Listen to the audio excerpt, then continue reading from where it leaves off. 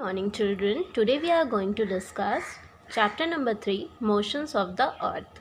This chapter is from your geography section. So let's begin with the introduction part. Each planet of the solar system experiences two types of movement. अब जितने भी planet है हमारे solar system के सौरमंडल के वो दो तरह के movement को experience करते हैं. One is spinning around its own axis known as rotation. अपने खुद के एक्सिस पे घूमने को रोटेशन कहते हैं. Movement around the sun in an orbital plane known as revolution.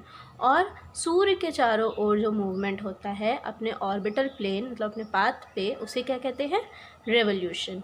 The earth also displays these two movements. अब इसी तरह पृथ्वी पे भी ये दो मूवमेंट होते हैं. So our first topic is rotation of the earth. Rotation is a movement of the earth on its axis from west to east. Rotation जो है वो मूवमेंट है हमारी पृथ्वी का जो कि अपने एक्सिस पे होता है वेस्ट डायरेक्शन से ईस्ट डायरेक्शन की तरफ. The axis of the earth is an imaginary line passing through the geographic centre of the earth about which it spins.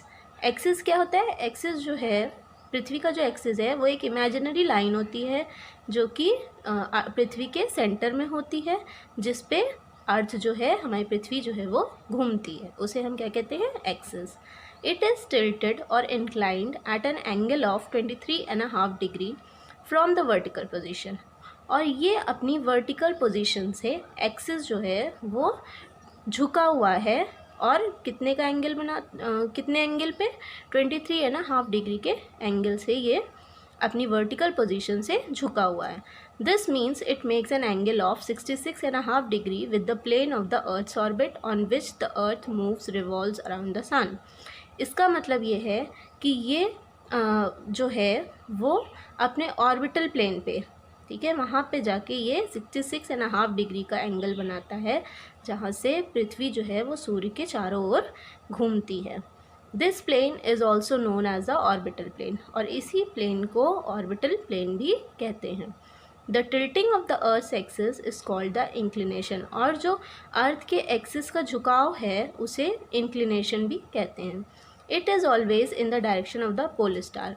और ये हमेशा पोल स्टार के डायरेक्शन में होता है. Takes about 24 hours for the earth to complete one rotation. अब पृथ्वी को 24 घंटे का समय लगता है एक रोटेशन को कंप्लीट करने में. The rotation of the earth causes day and night. और जो रोटेशन मूवमेंट है पृथ्वी का उसकी वजह से दिन और रात होते हैं. The part of the earth which faces the sun experiences day time. और वो हिस्सा पृथ्वी का जो कि सूर्य की तरफ फेस करता है वो कौन सा टाइम एक्सपीरियंस करता है? Day time. मतलब वो उस टाइम पे दिन का समय होता है. There is darkness on the other part of the earth. इसी तरह अब जैसे कि आधा हिस्सा जो पृथ्वी का है जो कि सूर्य को फेस करता है वो हिस्सा दिन का टाइम होता है, उतना टाइम दिन का होता है. और जो आधा पार्ट होता है बचा हुआ उतने में रात होती है. As the earth moves from west to east the dark part gradually faces the sun. अब जैसे कि पृथ्वी जो है वो वेस्ट से ईस्ट की तरफ मूव करती है, ठीक है, तो जो डार्क पार्ट होता है वो ग्रेजुअली फेस करता है सन को. तो जो डार्क हिस्सा होता है जब वो मूव करती है, घूमती है, तो फिर डार्क हिस्सा सूर्य की तरफ चला जाता है. फिर वो while the lit part turns away from it. और फिर जो रोशनी वाला पार्ट होता है मीन जो दिन का टाइम होता है वो डार्क में चला जाता है और डार्क का टाइम जो है वो डे में आ जाता है. This is how day follows night. और इसी तरह दिन जो है वो रात को फॉलो करती है.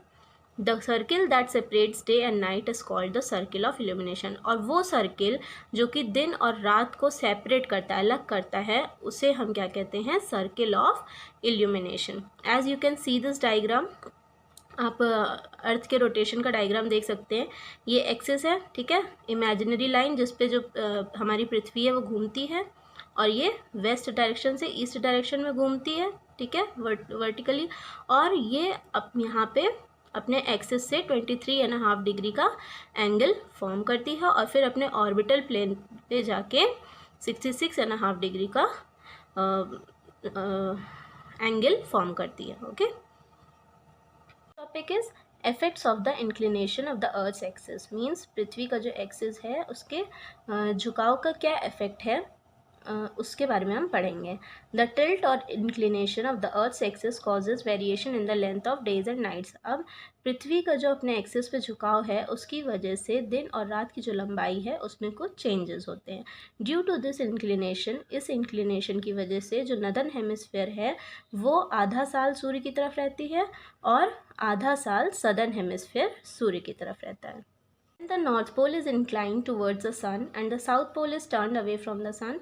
जब नॉर्थ पोल सूर्य की तरफ होता है और साउथ पोल जो है वो सूर्य से दूर होता है, a large part of the northern hemisphere receive sunlight. तो नदर्न हेमिस्फेयर का एक बड़ा हिस्सा जो है वो सूर्य की रोशनी को रिसीव करता है, तभी डेज जो है वो लंबे होते हैं, दिन लंबे होते हैं और रात जो है वो छोटी होती हैं। फिर conditions are just reversed in the southern hemisphere during this period. और सदर्न हेमिस्फेयर में फिर यही कंडीशन उल्टी हो जाती है, दिन जो है वो छोटे हो जाते हैं और रात जो है वो लंबी हो जाती है। Also the length of the day and nights are always equal at the equator throughout the year. और इसी तरह जो दिन और रात की लंबाई होती है वो हमेशा इक्वल होती है अपने इक्वेटर पे पूरे साल। Topic is effects of rotation. Since the earth rotates in an anti-clockwise direction, the sun rises in the east and sets in the west। Rotation के क्या इफेक्ट्स होते हैं? सबसे पहले अर्थ जैसे कि रोटेट करता है एंटी क्लॉकवाइज डायरेक्शन में, ठीक है, तो इसी वजह से जो सूर्य है वो ईस्ट में राइज करता है और वेस्ट में सेट होता है, ठीक है। ईस्ट डायरेक्शन में से सूर्य निकलता है और वेस्ट डायरेक्शन में डूबता है। Next is rotation of the earth causes day and night. अब पृथ्वी के जो मूवमेंट है रोटेशन उसकी वजह से दिन और रात होते हैं। It is responsible for the rise and fall of sea level twice a day forming tides. और रोटेशन की जो है वो सी लेवल मतलब समुद्री लेवल जो होता है उसमें जो बढ़ाव और घटाव होता है दिन भर में 2 बार, उसके लिए भी रिस्पॉन्सिबल है। और ये क्या करते हैं? टाइड्स फॉर्म करते हैं। Since the earth rotates much faster than the winds और ओशन करेंट्स। अब जैसे कि पृथ्वी जो है वो विंड्स से और ओशन करेंट से तेज़ घूमती है तो ये डिफ्लेक्ट करती है, मीन्स अपने डायरेक्शन को चेंज कर देती है। It also results in flattening of the pole and bulging of the equator. और रोटेशन की वजह से जो पोल हैं, नॉर्थ पोल और साउथ पोल, वो क्या है? फ्लैटेंड है और इक्वेटर से बल्ज है। हमारा पृथ्वी का जो शेप है वो नॉर्थ पोल और साउथ पोल से क्या है? बल्ज है, फ्लैटन है और बीच से इक्वेटर से उभरा हुआ है। Topic is revolution of the earth. Revolution क्या है? दूसरा मूवमेंट है हमारे अर्थ का। Revolution can be define as the movement of the earth in an elliptical orbit around the sun. Revolution जो है उसे कैसे हम डिफाइन करते हैं? ये पृथ्वी का वो मूवमेंट होता है जो कि ऑर्बिट पे अपने पाथ पे सूर्य के चारों ओर घूमता है। The fixed path on which the earth revolves around the sun is called its orbit. और वो फिक्स्ड पाथ जिस पे पृथ्वी सूर्य के चारों ओर घूमती है उस फिक्स्ड पाथ को हम ऑर्बिट कहते हैं। The earth revolves on this path from west to east. और पृथ्वी जो है वो अपने इस पाथ पे वेस्ट डायरेक्शन से ईस्ट डायरेक्शन की तरफ घूमती है। One revolution of the earth around the sun takes 365.5 days। और एक रेवोल्यूशन जो है को कंप्लीट करने में पृथ्वी को सूर्य के चारों ओर 365.5 days लगते हैं। 365 days is equivalent to 1 year। 365 days जो हैं वो 1 साल के बराबर हैं। वाइल द 1/4 day मतलब 1/4 दिन जो है वो 4 consecutive years को 4 साल बाद जाके ये एक पूरा दिन बनता है। तो which is added to the month of February every 4th year। और ये दिन, एक दिन जो है ये 1/4 दिन 4 साल में एक दिन पूरा बनता है और ये एक दिन जाके 4 साल बाद फरवरी में ऐड हो जाता है। सो इन दिस ईयर जो 4th year में फरवरी में एक दिन ऐड होता है तो फरवरी में 29 days होते हैं। ऐसे फरवरी मंथ में 28 days होते हैं। तो हर 4 साल पे फरवरी में 29 days होते हैं, क्योंकि ये जो 1/4 पार्ट है वो हर 4 साल में एक दिन बनाता है instead of 28 days। The year with 366 days is known as a leap year. और वो साल जिसमें 366 days होते हैं उसे हम लीप ईयर कहते हैं। लीप ईयर 4 साल में एक बार आता है। Okay. In the course of the revolution the earth attains 2 different position. अब रेवोल्यूशन के टाइम पे जो पृथ्वी है उसकी 2 अलग अलग पोजीशन होती हैं। One is farthest and nearest with respect to the sun. एक होती है फारदेस्ट जो कि दूरी पे होती है सूर्य से, और दूसरी कि वो सूर्य के पास होती है पृथ्वी। दो डिफरेंट पोजीशन होती हैं रेवोल्यूशन के टाइम पीरियड पे। This happens because the orbital plane of the earth is elliptical in shape. और ये ऐसा क्यों होता है? क्योंकि ऑर्बिटल प्लेन जो है पृथ्वी के वो किस शेप का है? एलिप्टिकल शेप का। इस वजह से पृथ्वी की दो पोजीशन होती हैं रेवोल्यूशन के टाइम पे। Topic is effects of the earth's revolution. अब जो अर्थ का मूवमेंट है रेवोल्यूशन, उसके क्या इफेक्ट होते हैं उसके बारे में हम पढ़ेंगे। The revolution of the earth in its elliptical orbit causes, जो रेवोल्यूशन है पृथ्वी का अपने ऑर्बिटल पाथ पे, वो क्या कॉज करता है? Unequal days and nights, means दिन और रात जो है वो एक समान नहीं होते, और चेंजिंग सीजन्स, और सीजन्स में बदलाव होते हैं। तो firstly we will talk about unequal days and nights. Due to the tilt of the Earth's axis at 66.5 degree to the orbital plane, Earth receives unequal rays of the sun at different places during different times of the year. अब जो पृथ्वी का axis है वो झुका हुआ है orbital plane पे, और वहाँ पे वो कितने का एंगल बनाता है? 66.5 डिग्री का। ठीक है, तो इसी वजह से अर्थ जो है वो अनईक्वल रेज रिसीव करती है सूर्य की, अलग अलग जगहों पे अलग अलग टाइम पे पूरे साल। ठीक है, for example the northern hemisphere remains inclined to the sun during 6 months of the year. जैसे कि नदर्न हेमिस्फीयर में सूर्य रहता है करीब 6 महीने तक। फिर इसी तरह southern hemisphere is away from the sun during this time. तो इस टाइम पे जब सूर्य नदर्न हेमिस्फीयर में होता है तो सदर्न हेमिस्फीयर से सूर्य दूर होता है। ठीक है, this phenomena is repeated throughout the year, और यही फेनोमिना पूरे साल रिपीट होता है। Conditions are reversed every 6 months in northern and southern hemisphere, और इसी तरह जो कंडीशंस हैं वो उल्टी हो जाती हैं नदर्न हेमिस्फीयर में और सदर्न हेमिस्फीयर में। मतलब जब 6 months नदर्न हेमिस्फीयर में सूर्य रहता है तो सदर्न हेमिस्फीयर से दूर रहता है, तो उतने हिस्से में डार्क रहता है, और फिर जब सदर्न हेमिस्फीयर में सूर्य रहता है तो वो नदर्न हेमिस्फीयर से दूर रहता है। Since the length of the days and nights are decided by the total heat received. अब जैसे कि जो दिन और रात की लंबाई है वो किस पे डिपेंड होती है? किसके द्वारा डिसाइड की जाती है? जो जितनी हीट रिसीव होती है। ठीक है, तो the duration of day and night varies between summer and winter in the northern and southern hemisphere. तो इसी वजह से दिन और रात जो हैं वो अलग होते हैं गर्मियों में और जाड़ों में, नदर्न और सदर्न हेमिस्फीयर दोनों टाइम पे। ठीक है, नदर्न हेमिस्फीयर और सदर्न हेमिस्फीयर दोनों में ही समर में और विंटर में दिन और रात अलग होते हैं। Next is changing seasons.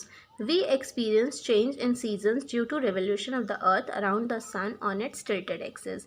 हम seasons में change क्यों experience करते हैं? किसकी वजह से? क्योंकि अर्थ के रेवोल्यूशन की वजह से। जो पृथ्वी है वो सूर्य के चारों ओर घूमती है अपने झुके हुए एक्सिस पे, इसकी वजह से हम सीजन्स में चेंज एक्सपीरियंस करते हैं। Due to the tilted position of the earth, अब झुकी हुई पोजीशन जो है पृथ्वी की, उसकी वजह से different places on the earth face the sun at various times of the year. इसकी वजह से जो अलग अलग जगहें हैं पृथ्वी की वो सूर्य को फेस करती हैं कई टाइम पे पूरे साल में। तो this results in the formation of 4 season, और इसी की वजह से 4 सीजन्स का फॉर्मेशन होता है। और वो सीजन्स कौन कौन से होते हैं? Summer, winter, spring and autumn. Topic is solstice and equinoxes. The day on which the midday sun is vertically overhead at the Tropic of Cancer or the Tropic of Capricorn is called a solstice. अब वो दिन जिसमें बीच दोपहर में जो सूर्य है वो vertically एकदम सर पे होता है, ठीक है, ट्रॉपिक ऑफ कैंसर के या फिर ट्रॉपिक ऑफ कैप्रिकॉर्न के, उसे हम क्या कहते हैं? Solstice. It is the longest day in that hemisphere, और ये सबसे लंबा दिन होता है उस हेमिस्फेयर का। There are 2 solstices in a year, और टोटल 2 सोलिस्टाइस होते हैं पूरे साल में। वो कौन कौन से होते हैं? Summer solstice and winter solstice. Summer solstice को आप 21 जून को ऑब्जर्व कर सकते हैं अर्थ पे, और विंटर सोलिस्टाइस को आप 22 दिसंबर को ऑब्जर्व कर सकते हैं अर्थ पे। Similarly, on 2 days of the year, the midday sun is vertically overhead at the equator. अब इसी तरह साल के 2 दिन जो सन है वो दोपहर में वर्टिकली इक्वेटर के सर पे होता है। On these days the duration of days and nights is same throughout the world. और इन दिनों जो दिन और रात की लंबाई होती है वो सेम होती है पूरे विश्व में। These days are called equinoxes, और इन्हीं दिनों को इक्विनॉक्सेस कहते हैं, means equal day and night. The two equinoxes are spring equinox and autumnal equinox. और जो दो इक्विनॉक्सेस होते हैं वो कौन कौन से होते हैं? स्प्रिंग इक्विनॉक्स और ऑटमनल इक्विनॉक्स। और ये दोनों को आप 21 मार्च और 23 सितंबर को ऑब्जर्व कर सकते हैं। सो दी 21 March and 23 September are called spring equinox and autumnal equinox. Thank you, children.